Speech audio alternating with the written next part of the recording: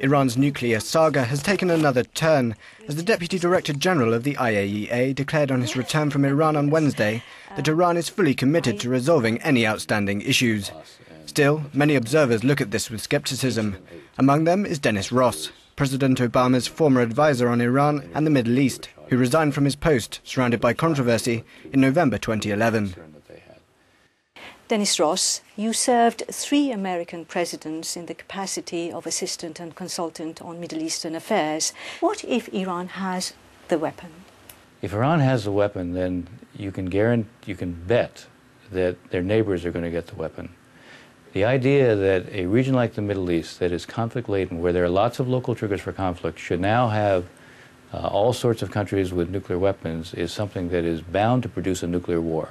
This is not the Cold War, where you have 2 countries where there is some form of communication, where each side, in a sense, can balance the other.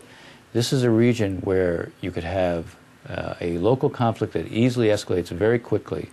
These are countries that don't have perfect communication, they don't have perfect intelligence, you could have false positives.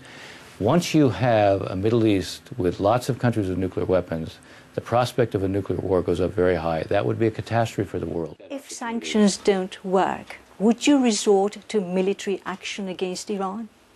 It is certainly a possibility. Let's put it this way. If Iran has nuclear weapons and you're going to live to rue the day because you'll end up with a nuclear war in the Middle East, I think it's in everybody's interest to avoid that catastrophe.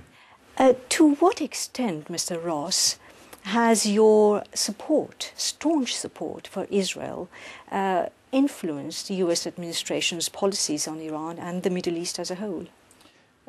I don't really think that's the point of departure for the administration's policies on Iran.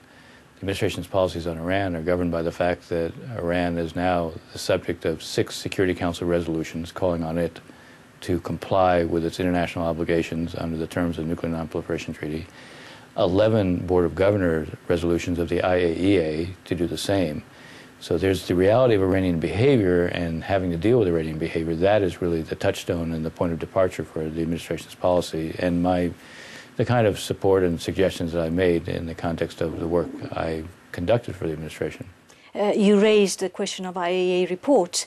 Now, only Wednesday, the Deputy Director General of IAEA said that Iran, I'm quoting, Iran is fully committed to resolving all outstanding issues.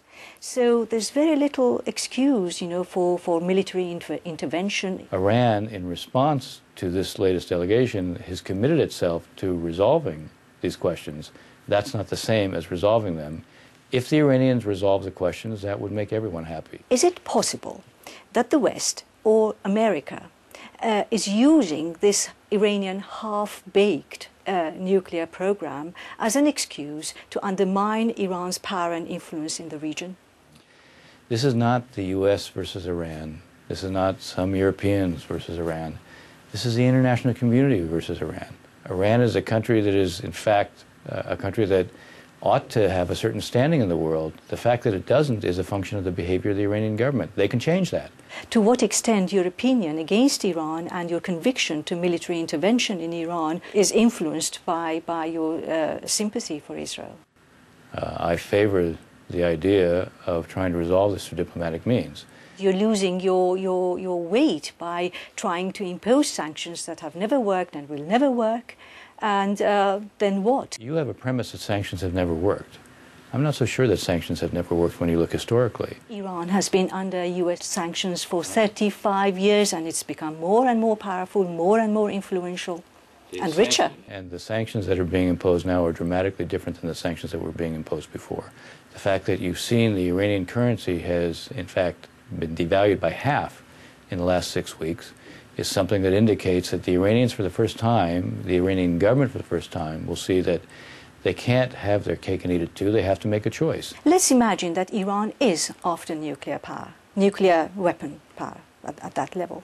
What's the big deal? Pakistan has it. Why not Iran? A country that engages in terrorism, a country that doesn't comply with its responsibilities is hardly a country that ought to have nuclear weapons. What do you mean by responsibilities? Well, I mean by responsibilities that they have obligations under the terms of the treaty which they continue to evade. Again, I come back. We are not inventing the idea that there are 6 Security Council resolutions that call on them. I'm not inventing the idea that there are 11 Board of Governors resolutions. of the IAEA. Why is it that, how can it be that the international community is wrong and Iran is right? Dennis Frost, thank you. Pleasure.